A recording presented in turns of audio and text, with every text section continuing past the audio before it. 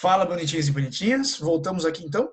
Continuando, pessoal, separei a videoaula em duas aulas para não ficar muito longo e vocês separarem os conteúdos, tá certo? Agora, gente, que a gente já viu o resistor, já viu a associação de resistor, eu vou começar com vocês a parte de capacitores. Veja, essa parte de capacitores, pessoal, ela é bem interessante e bem importante porque ela é meio que um divisor de águas, na verdade, entre a parte de eletrostática e eletrodinâmica, tá certo? Aqui, nessa parte, a gente começa a tua apostila 3B, tá? Ah, Doug, eu não achei a associação de resistores na apostila 3A. É porque não está na apostila 2, ela, na verdade, já está lá na apostila 3, certo? No próximo bimestre, mas não faz sentido falar de resistor, falar de associação de resistor, falar de capacitor, falar de associação de capacitor e não falar de associação de resistores com vocês, tá certo? Então eu adiantei aquele conteúdozinho lá pra gente. Mas o que importa pra gente é o que tá aqui agora, que são os capacitores, tá? A gente vai começar com eles agora. Peguem bem a ideia aí do que é o capacitor. Então, como é que funciona o capacitor? Pessoal, capacitor que a gente vai utilizar aqui pra gente na aula de física, no médio, na maioria das vezes, são os capacitores planos, tá? Ah, tem capacitor esférico? Tem capacitor esférico. Tem não sei o que, tem não sei o que. Só que esses são um nível um pouquinho acima. Se você quer se aprofundar realmente em cima disso aí, é melhor você procurar aí uma videoaulinha extra a respeito disso, alguma coisa assim, tá? Vamos tentar nos ater aos capacitores que são os que caem para vocês aí em vestibulares, que são os capacitores planos, pessoal. Então vamos lá, o que é um capacitor para a gente? A nível de médio, pessoal, o capacitor ele nada mais é do que um acumulador de cargas, tá? Ele está aí para vocês para acumular cargas. Ele vai funcionar como um acumulador de cargas. E ele tem uma função bem específica que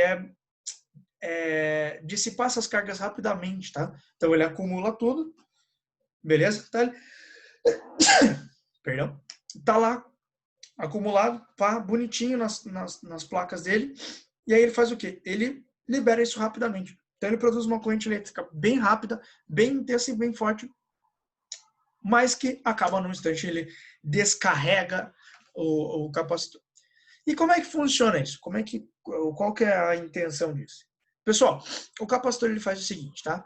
Ele é como se ele fossem duas plaquinhas assim, que são paralelas, legal, do mesmo tamanho, tranquilo? E aí vai acontecer o quê? Uma placa, pessoal, eu vou carregar positivamente. A outra carga eu carrego negativamente. Então as duas placas elas vão ficar carregadas com cargas elétricas iguais, tá? Certo? Então uma a gente chama de armadura. Uma armadura do capacitor fica carregada positivamente, uma armadura fica carregada negativamente, como vocês podem ver no esquema que está aí na tela de vocês. E fica lá as carguinhas guardadas. E aí a gente desliga esse capacitor, ele carregado, não passa corrente elétrica, não vai carga para lugar nenhum.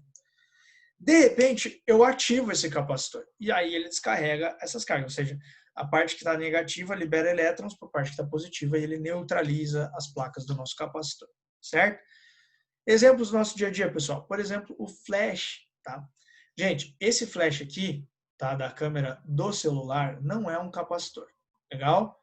O flash da câmera do celular, que eu digo, o flash de capacitor que eu digo, é o flash que funciona, por exemplo, né, na câmera normal, que você vai bater uma foto lá do determinado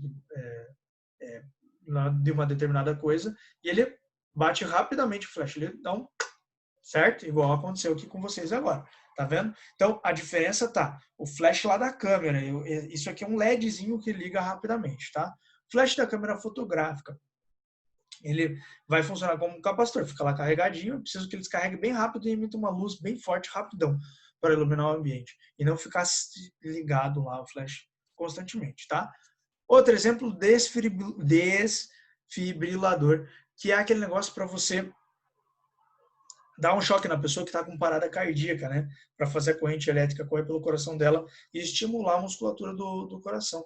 Então, o desfibrilador, ele vai funcionar como um capacitor. Tem duas placas bem carregadas, coloco na pessoa, ela descarrega bem rápido, dá uma corrente elétrica bem intensa, dá um choque na pessoa, ela volta o coração a bater, tá certo? Então, são dois exemplos práticos que aparecem bastante aí em questão de vestibular, tá?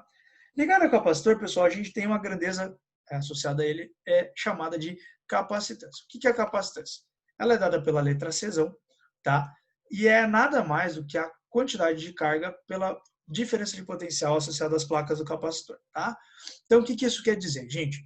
Isso quer dizer que a gente vai estar estudando na capacitância meio que a capacidade de armazenar cargas dele, ou seja, quanta carga que eu vou conseguir armazenar referente à diferença de potencial que eu estou colocando naquele capacitor ali, tá certo? Gente, unidade. Unidade de carga, a gente sabe que é coulomb. E unidade de tensão, a gente sabe que é o volt, né? Certo? Então, coulomb por volt, pessoal, a gente chama de Fzão, que é o farad, pessoal. Farad. Não é Faraday. Cuidado, não é Faraday. Faraday é o cientista, legal? A unidade é farad. Estou te falando isso porque já caiu isso em questão, a gente já vai ver. Qual que é o símbolo que eu uso para o capacitor, pessoal? Ó, duas plaquinhas paralelas. Não confunda com o gerador, que era uma placa maior e uma plaquinha um pouquinho menor. Lembra? O capacitor são duas placas iguais. Olha aí, questãozinha da Federal recente, eu não me lembro se foi ano passado ou ano retrasado, mas é recente. Ele fala sobre os sistemas de unidade. E veja a afirmativa número 1. No SI, no Sistema Internacional, a unidade associada à grandeza capacitância é o farad. Legal? Farad, não Faraday. Tá certíssimo, tá? Essa questão aí tem um probleminha com o campo magnético, mas a gente vai falar disso mais lá para frente, tá? Mas a grandeza da capacitância, ela tem como unidade o farad. Exercício aí. Uma das aplicações de capacitores de circuitos elétricos é de um flash de máquina fotográfica. O capacitor acumula carga elétrica por um determinado tempo e quando o botão de tirar foto acionado, toda a carga acumulada é despejada, entre aspas, né, sobre a lâmpada de flash e daí o seu brilho intenso, porém de curta duração. Se nesse circuito houver um capacitor de dados nominais 315 volts e 100 microfarad, corresponderá a uma carga em coulombs máxima acumulada. Pessoal, capacitância Q sobre U. Tem um jeitinho de deixar essa fórmula um pouquinho mais chamativa, que te lembra um pouquinho. Passa o U para lá multiplicando, pessoal. Isola o Q. Q igual a C vezes U. O famoso QQ, tá? É bem usada essa equaçãozinha aí quando se trata de capacitores. Ele quer, então, descobrir a carga. Carga Q. Capacitância, pessoal, 100 microfarad. Micro 10 a menos 6.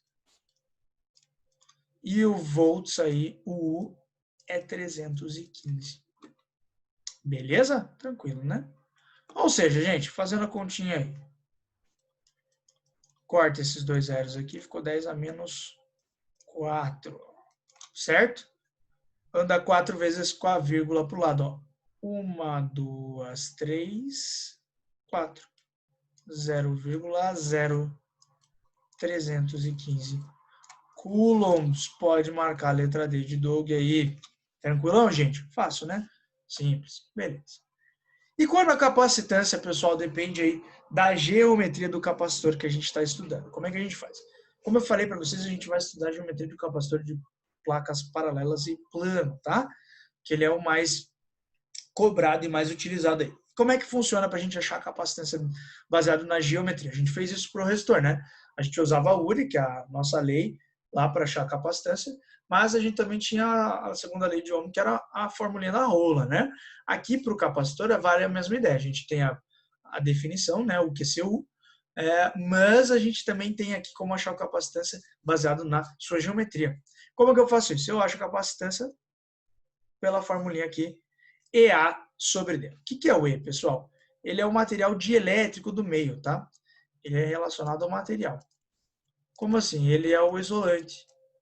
No meio das placas, eu tenho que ter um isolante, tá? Porque se eu tiver um condutor, vai passar carga. O nosso capacitor nunca vai carregar, nunca vai ficar carregado. Eu tenho que ter um isolante ali no meio para os elétrons não saírem de uma placa e irem para outra direto. Aí fecha o circuito, não funciona de nada, não vai ser um capacitor, tá vendo? Pessoal, é a área, tá? É a área. É a área das placas. Legal? Tem uma certa área aqui das placas. E D é a distância entre elas. Distância entre as placas. Então, usando essas três coisas, a gente consegue calcular a capacitância do capacitor apenas pela sua forma geométrica e não tanto pelo QCU, pela definição da capacitância, tá? Pessoal, eu vou deixar essa questãozinha aí, vocês resolvem ela, tá? Vou deixar ela travadinha aí, você printa e resolve ela sozinho. Você vai ver que ela não é muito complicada, tá? Você vai usar uma mistura de QCU com a equação ali que a gente utilizou do EA sobre D. Repare que ele dá o E aqui, né? Ele dá a área aqui em cima e ele dá a distância entre as placas. Sempre repare nas unidades, tá, pessoal? É isso que eu vou chamar a atenção de vocês aí. Repare nas unidades que a gente está estudando, tá certo? E esse exercício aqui não tem muito para a gente ficar batendo. Para a gente finalizar aqui a parte de capacitor, pessoal, vamos falar sobre a energia potencial armazenada. Porque o que acontece? Se eu tenho cargas armazenadas ali, e eu tenho uma tensão entre as placas aqui do capacitor, tem até um campo elétrico ali entre as duas placas, né? Eu tenho uma energia potencial armazenada, certo? Eu tenho a carga está querendo se movimentar ali, concorda comigo? Então, como é que eu calculo essa energia potencial? Pessoal, se eu fizer, por exemplo, um gráfico de carga por diferença de potencial, coulomb por volts, de um capacitor, tá? O que vai acontecer? O que é constante nessa história? A capacitância dele, né? A capacitância depende do que esse capacitor é feito, certo? Se a capacitância é constante, ele vai ser uma reta inclinada aqui, o gráfico, tá? Pessoal, me fala aí um negócio. Se eu fizer Q vezes U, que eu tenho? Q. As ideias, né? Perdão. Se eu fizer carga vezes volts, o que eu vou fazer aqui? Eu vou utilizar a área, tá vendo? Tá? E o que é Q vezes U? O que é carga vezes volts, pessoal? O que é isso aqui, ó? Q vezes U. Lembra lá da eletrostática? Isso era o trabalho. O que é o trabalho, pessoal? O trabalho não é energia? É energia. Então, se eu fizer Q vezes U aqui, eu vou estar calculando energia. Como é que eu faço isso então, pessoal? Para calcular a energia, eu calculo a área abaixo do gráfico. A área aqui, pessoal, que eu vou estar utilizando é base U vezes a altura Q sobre 2, porque é um triângulo, né? Por isso, Q vezes U sobre 2 para calcular a energia potencial elétrica, tá certo? Baseado aí na área do gráfico. Doug, como é que existe alguma outra equação para eu calcular essa energia potencial associada? Sim, existe. Que equação que eu uso? Pessoal, lembra do QQ? C vezes U? Eu posso substituir aqui, ó, no Q. Se eu substituir no Q, eu vou ter a primeira equaçãozinha, que é o Q ao quadrado sobre 2, tá? Beleza?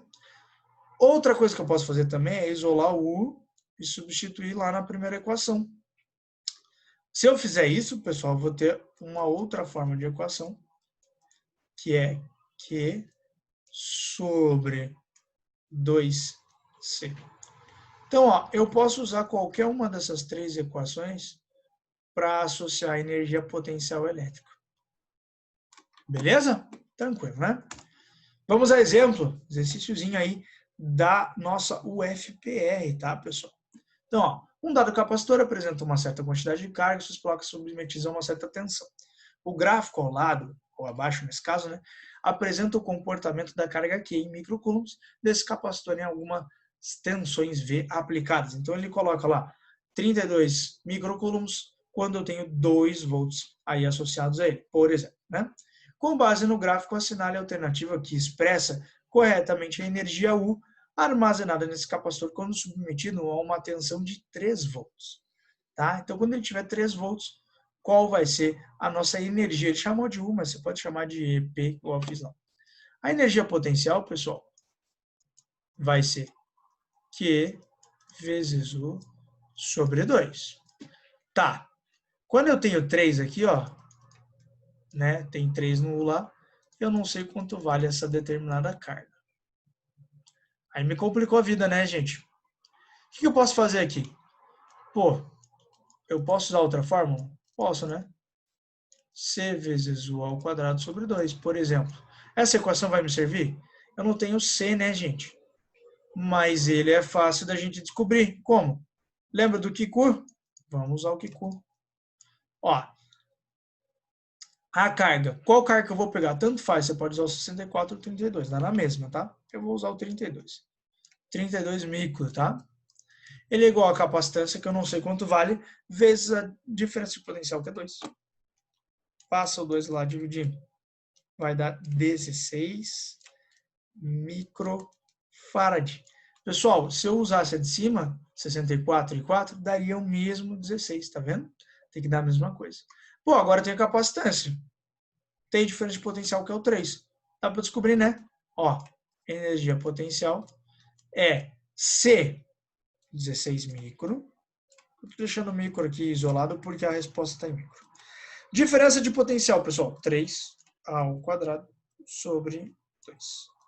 Ó, 16 sobre 2 vai dar 8, né? 3 vezes 3 vai dar 9. 8 vezes 9, 72 micro. Opa, energia, pessoal, joules. Tá lá, marca a letra C. De certo que ela tá corretíssima. Certo? Pessoal, então tá aí a parte de capacitores para vocês, tá? Essa parte introdutória de capacitores, ela serve para te auxiliar no conceito. A gente vai colocar os capacitores na nossa próxima aula, que vai ficar para a semana que vem, tá? Na nossa próxima aula, a gente vai colocar os capacitores em circuitos elétricos, vai associar eles igual a gente fez com os resistores. Beleza? Pessoal, ficamos aqui por aqui então. Até a próxima. Qualquer coisa é só gritar. Falou!